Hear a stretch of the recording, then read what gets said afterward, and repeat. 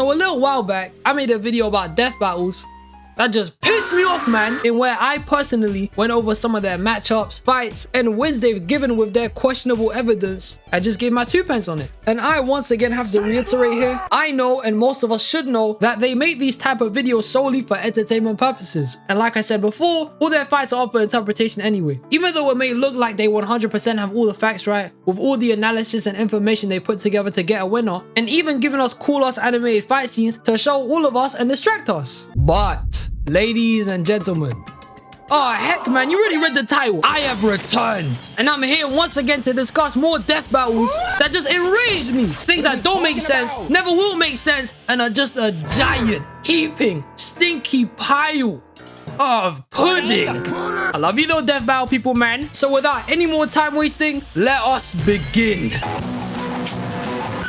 Now look, when it comes to this fight, I know it wasn't meant to be taken as serious as compared to their other ones. Gru vs Megamind is low-key just a comedy match. Two jokey villains gone hero fighting against one another. But instead of it being more action predominant with a bunch of special effects, it was just them making a bunch of bullshit quips and jokes every 5 seconds. Which I'm not complaining about. Like, who really takes these guys seriously anyway?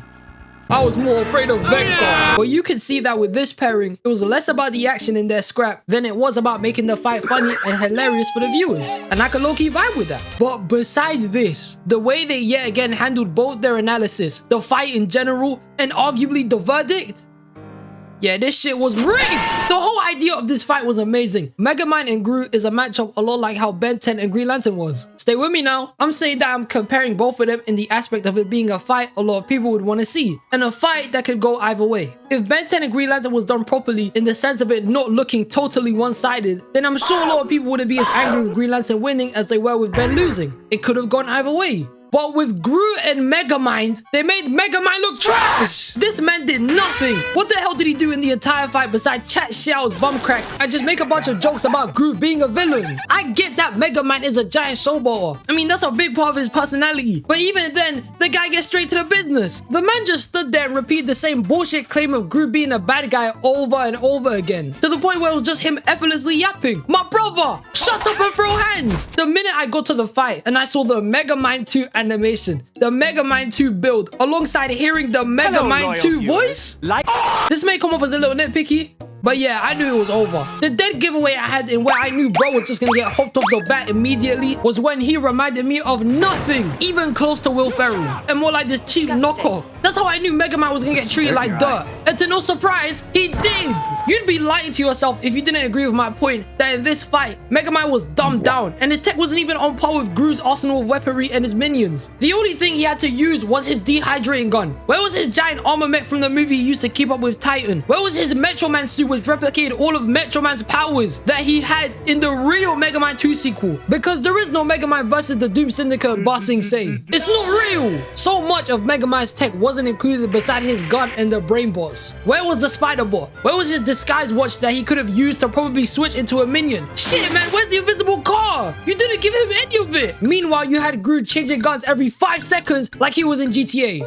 Rigged! Don't get me wrong, I'm not mad at Gru winning. In fact, as someone who prefers Megamind 10 times more than the whole of Despicable Me, I'm not gonna lie, I'd still say even if they fleshed out Megamind and gave him all his weaponry and capabilities, I still think he might lose. Why?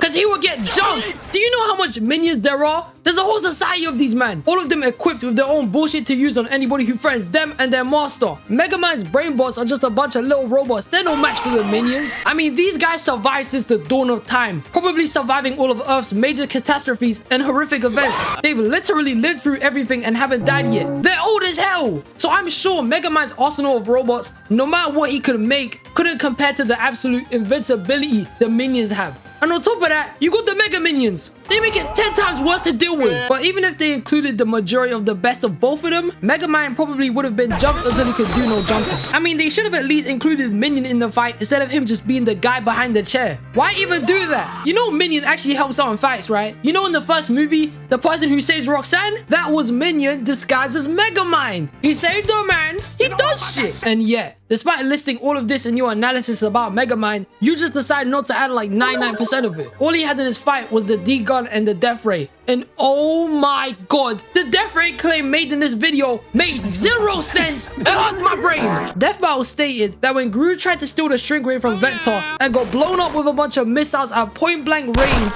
somehow in their twisted minds, they think this explosion right here was greater than the explosion Megamind's orbital death ray caused, which destroyed a mountain. How do you even think they're remotely the same thing? Just because Gru has Toon Force and somehow survived this shit doesn't change the fact that Megamind's death ray uses the full concentrated power of the bomber class sun. I don't know how calculable that is, but that's definitely a million times stronger than a bunch of missiles. And on top of that, to even prove it that it's way stronger than Gru's bullshit, look at how much damage it caused. It literally destroyed a whole mountain. All the missiles did to Gru was blow him up into a crater into the street. It did no other damage to anybody else. Nobody was affected by it. So how can it be stronger than the death ray? That makes no flipping sense. All it did was make a pothole in the street. And we already have enough of them in the UK. There are no words in the English dictionary to describe how downplayed Megamind was in this fight. This ain't even Megamind. This is mega fine, bro. The Doom Syndicate and the TV series was so genuinely horrible, they gave Megamind anti-feats. They took away everything that made him cool and busted in his standalone movie and just made him terrible. Meanwhile, Gru pretty much got more shenanigans to pull up with as his movies just got better over time. How was this even fair? And how was intelligence not an important stat to bring up as well? Just like how their weapons, arsenal, and skill were all important factors, how come intelligence and IQ weren't included in it? That's so biased. In fact, you should have put money in here too. You know my boy Megamind got fat stacks. He's got the moolah. Meanwhile, you got Gru's broadcast talking about some, in terms of money, we have no money. Get out, man. I had to suffer the pain, the absolute pain of watching the Doom Syndicate to even fully get my opinion across here. And this movie is so shit. Like, shit is too nice of a word to use on how bad it was. There is no Megamind 2 Bossing Say. This movie, it doesn't exist. It should be locked and sealed away like a forbidden spell or a form of dark arts or Arby's.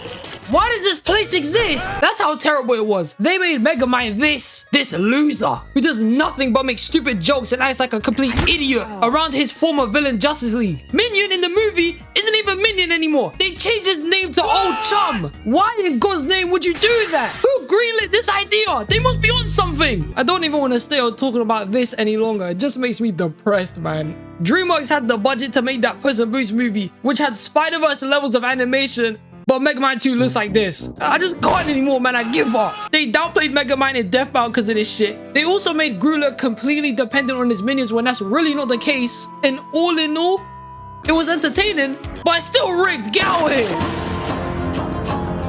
You know, you could call me immature for bringing up this fight, seeing as it's over 10 years old. But because Death Battle still haven't decided to redo it in all this time, I don't care. I'm about to clown them, man. Gaara and Toph is a matchup that will just confuse you off rip. I mean, everything about it is just dumb. Before the Freezer Force invaded these men and rigged the fight between both Omni-Man and Bardock, the Akatsuki must have came in first and finessed Gaara. That's the only way he lost against Toph. As someone who both loves Naruto and Avatar The Last Airbender, it's a huge understatement to even say Toph can compare to Gaara. Toph is not touching him. Nowhere near. It's not even close. In fact, Kid Gaara would kill Toph in 2 minutes, let alone teenage Gaara, who would probably squad wipe most of Team Avatar by himself. I don't know where Death Battle were at in their respective career at this time, but it must have been at a point where they were just throwing anyone into the mix. Because these two are from 2 completely different universes with major gaps of power that just doesn't work. Toph is definitely one of the best benders in Avatar, period. And with me saying she should have lost, I'm not trying to take anything away from her character or all the impressive shit she was doing in Avatar The Last Airbender.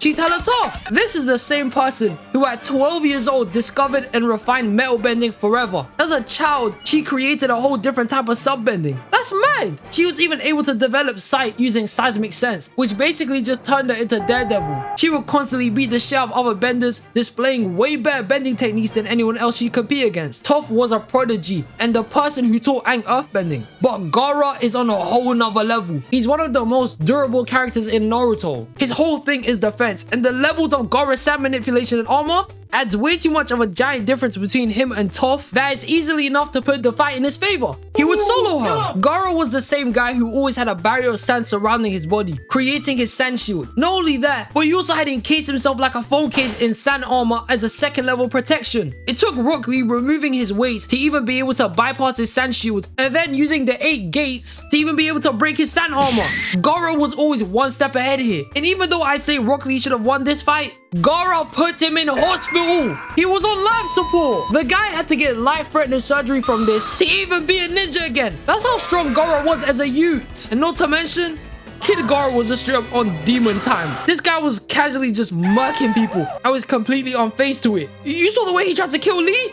This shit was scary. And in the flipping tuning exams in the forest, he was straight up just putting people in sand burials. It literally took a strong ass knockout sense from Naruto to fix this guy. And you want to put him against Toph? Look, I know they used Teenage Gaara in the fight, but how is that any better? You know Teenage Gaara defended the whole sand village with his sand from a giant bomb Deidara tried to drop on it, which was comparable to a nuke. That's insane! And on top of that, there's so much more I can mention. Gaara was fast enough to use his sand to stop the Raikage from attacking Sasuke. And this guy is literally known for his speed. How fast did Gaara have to be able to stop him from trying to murk Sasuke? Mad! He was even able to hold up one of Madara's meteors and even put sand in Madara's bloodstream to freeze him in place. He held his own against Momoshiki later on in Boruto. He's a different breed. They made the guy head of the allied shinobi forces. They know his shit. But even with most of his feats and what he's been able to do, the whole fight between Gaara and Toph was just another wasted one. Toph killing Gaara here would never happen because that would mean Gaara's absolute defense would have been manipulated by her bending. But guess what? Gaara's sand really and truly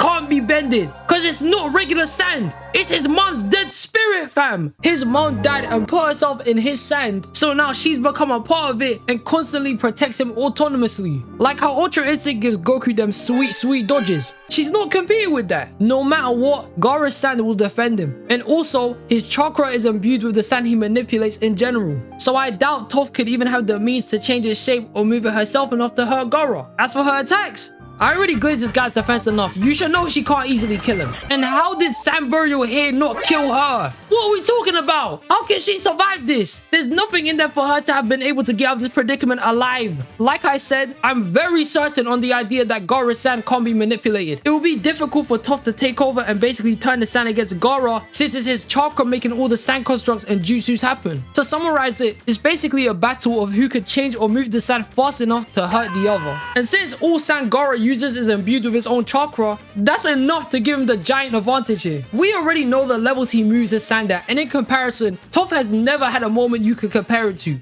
The only ones I can think of close to Gaara's sand manipulation are when Toph held this giant sand tower before it collapsed, and when she finessed all these soldiers off this staircase. And even these two things don't come close to Gaara. I don't think you men understand, this fight is a slam in his favor. It's not even close. Genuinely, when I watched this for the first time, I was a kid, so I didn't understand shit. But coming back to it now, it's just dumb. I love Toph. Like, genuinely, she was my favorite growing up in Team Avatar. But it's not fair to put somebody in a world where one of the most powerfulest people in a show would probably get their ass kicked by Kid Sakura and Kid Kiba. What are we talking about here? Naruto characters are on a whole different level. Like, I even forgot to say, Gaara is a whole ninja. I didn't even talk about taijutsu or nothing. Toph is a regular human. Get this one out my sight, man. On to the next one.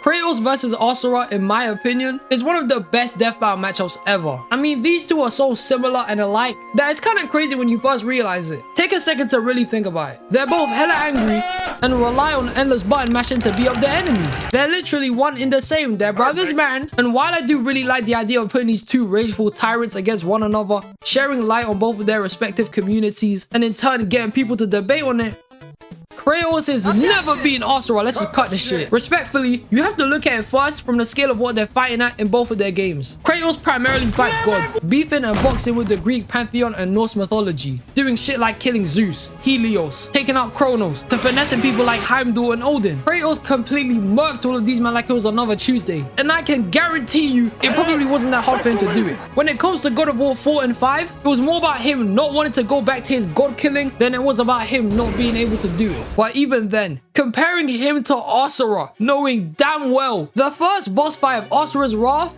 is this! This is the first boss fight. Aizen just turns into a giant, towering over the entire earth, and was about to finesse Asura with just his finger.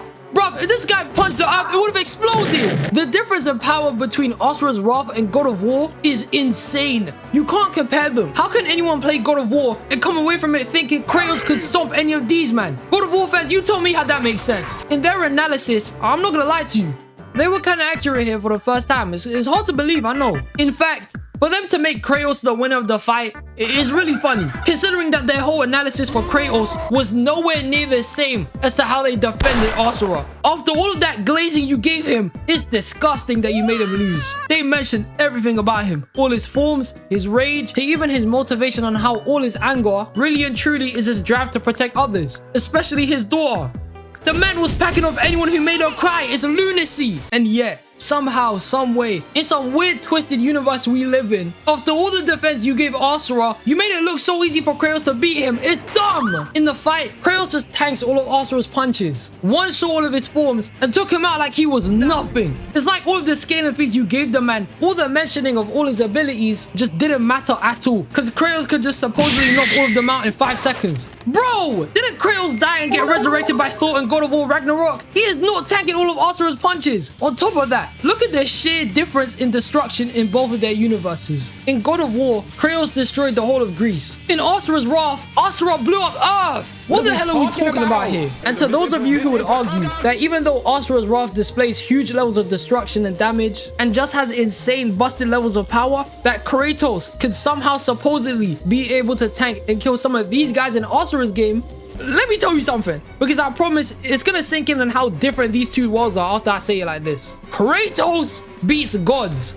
Asura beat God. Once again, let me repeat myself here. Kratos beats gods. And if we're being honest, the term God in God of War is such a paperweight title. It don't mean nothing. It doesn't mean they're unkillable or have universe level feats or anything to do with that. It just means they're a god. They're a status symbol to the people. They're most likely immortal and they've made some giant contribution to humanity in some way. But other than that, it's not like there's some huge weight to the term amongst themselves. Like Kratos used to be a human and now he's a guy killing gods. But Asura beat God. God who created the universe God. God who was shooting universe level lasers at Asura God. How are they even comparable at this point? Asura beat the God who created everything in his game, in his universe, maybe including himself. This being died to his own creation. And yet, you'd have the balls to compare and say Kratos can beat this guy. It doesn't work. And also, for their verdict, where they tried to justify their choice in the winner, a lot of shit there was kind of dumb too. They gave the speed feat to Kratos when really and truly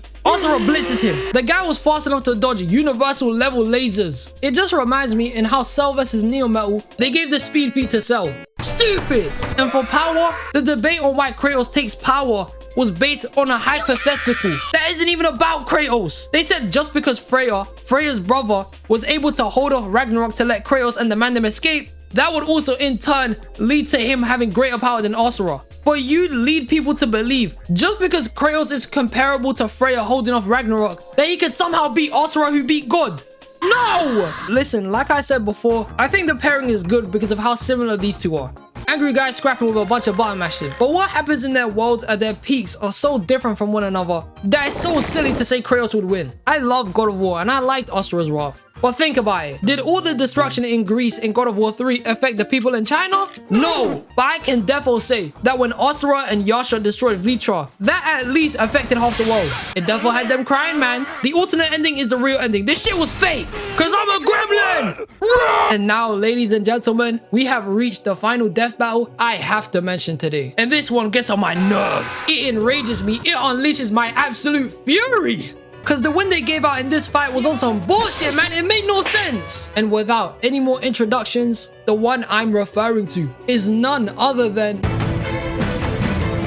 Madara versus Aizen is a fight you think would be close, but it's not close at all, I promise you. I will never understand Death Battle and their reasoning for somehow putting Naruto characters on the same level or higher than Bleach characters. To this day, in the big three, the giant jump between Naruto and One Piece to Bleach is astronomical. That's the level people in this universe are at. The minute I saw Madara win this shit, as somebody who guesses Madara up as one of the best anime villains of all time, and I love Naruto, don't get it twisted. I'm not trying to take away anything from him, but he's still nowhere near the level Aizen is at. We're talking about a man who's effectively immortal. Aizen literally couldn't be killed and had to get sealed away instead. It took Ichigo learning a form, which evidently led to him losing all of his powers, and he still couldn't kill Aizen. And even then, when Aizen got sealed and imprisoned by the Soul Society in the 1000-year Blood War arc, he saved the very Soul Society from a chair. He was stuck on this chair and was so powerful later on that he still saved the Soul Society from getting destroyed.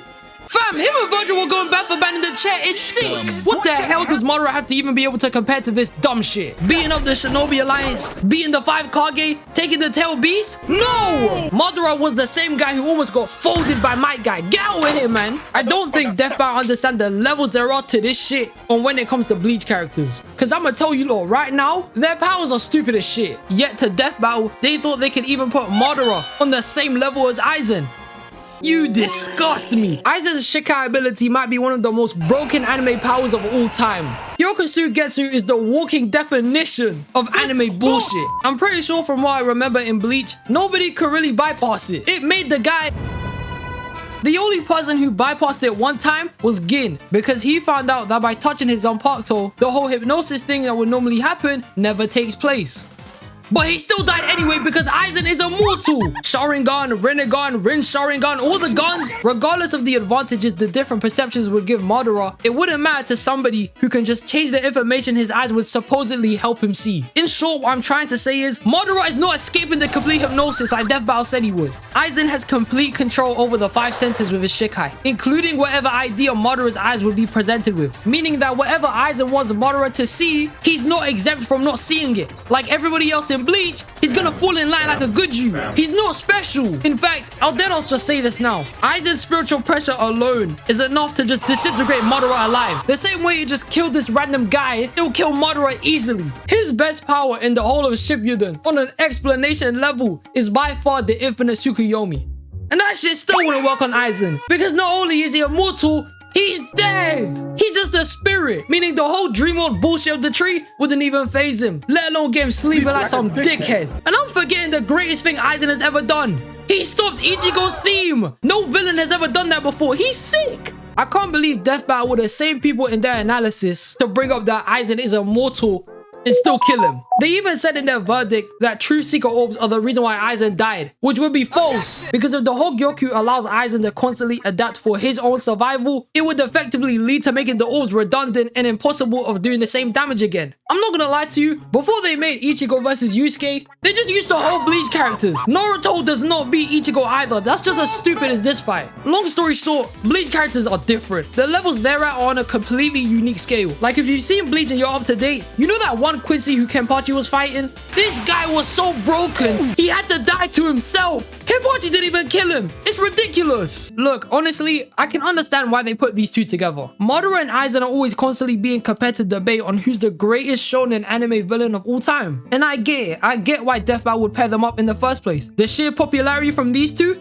this video definitely made them a stupid amount of cash, man. But also by watching the video, you can definitely realize that Death Battle have never a day in their life seen Bleach. Because the comparisons made in this video and the completely biased conclusions on how Madara wins, it's some bullshit. I mean, if they could do this, what would be the next fight they bring Bleach and Naruto characters into? Kaguya versus Yhwach. Make Kaguya the winner. Man, she was only in Naruto so Boruto can have a story. Shut up, man. And this finally brings me to the end of the video. Once again, I'm not trying to throw shade at Death Battle personally. I'm just here giving my 2 pence on some fights and how I just don't agree with the way they handle some of them.